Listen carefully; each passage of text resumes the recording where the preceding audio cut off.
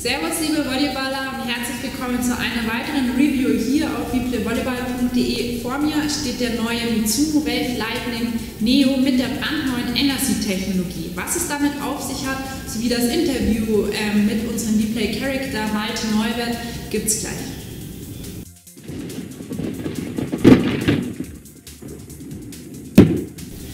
Schauen wir uns den Wave Lightning Neo jetzt mal etwas genauer an. Er kombiniert die Eigenschaften vom Wave Lightning Z6 mit neuen Technologien. Hier oben zum Beispiel im Obermaterial haben wir einen vollständig gewebten Socken, der sehr flexibel ist und sich dadurch gut an euren Fuß, an euren Knöchel wie sozusagen eine zweite Haut anlegen kann.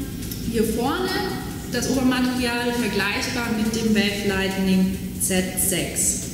Kommen wir zu einem weiteren Highlight vom Lightning Neo, und zwar die neue Dämpfungstechnologie von Mizuno, den NRC-Dämpfungsschaum, der hier von hinten bis ganz nach vorne eingearbeitet ist. Hier im Concept-Schuh wird diese Technologie noch einmal etwas deutlich gezeigt. Dieser Dämpfungsschaum hat eine höhere Energierückgewinnung, das heißt, die Energie, die man in den Schuh beim Sprung reinsteckt, verpufft nicht einfach, und zwar ganze 6% mehr als wie bei den Materialien, die Mizuno davor verwendet hat. Außerdem ist hier auch zu 26% eine höhere Dämpfungsleistung gegeben. Das Material ist quasi als Zwischensohle eingearbeitet, trotzdem arbeitet Mizuno natürlich hier noch mit ihrer bekannten Wave-Technologie, die nicht nur dämpft, sondern auch für die seitliche Stabilität in dem Schuh sorgen soll. Diese Wave-Platte ist auch schon wie beim Wave Lightning Z6 weiter in den Vorfuß gezogen worden, was dem ganzen Schuh nochmal beim Absprung Unterstützung bietet. Was nun die neue Mizuno NRC-Technologie dem Spieler letztendlich wirklich bringt und für welche Positionen der Wave Lightning Neo am besten geeignet ist, das erfahrt ihr jetzt im Interview mit unserem Replay-Character Malte Neubert.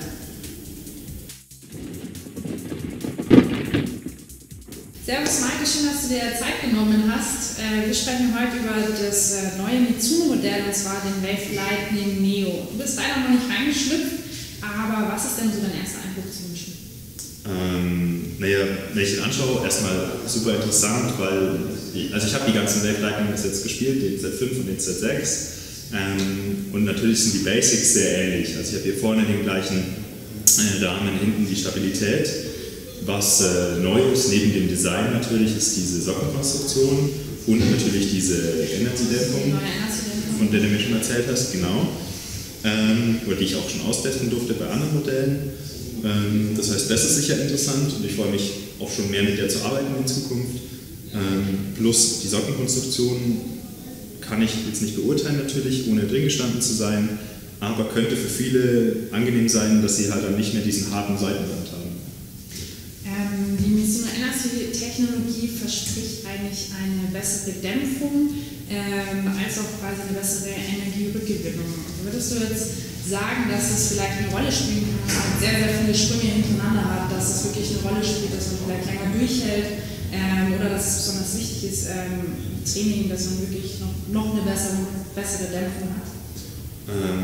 Erstens da stimme ich dir vollkommen zu, und zweitens ist es so, kenne ich auch von vielen Mitspielern, mir persönlich ist es noch nicht passiert, dass diese Sohle ermüdet bei den alten Mizuno-Schuhen. Also das finde ich auch super, dass der Mizuno immer weiterarbeitet an der Dämpfung, dass es hier zum Beispiel nicht mehr zu Brüchen kommt in der Mitte, was früher manchmal passiert ist, oder dass die Dämpfung nach einer Zeit weniger wurde. Also, das war so das Standard-Klischee, Mizuno ist so ein leichter Schuh, man ist super schnell, aber die Dämpfung ist schnell zu Ende.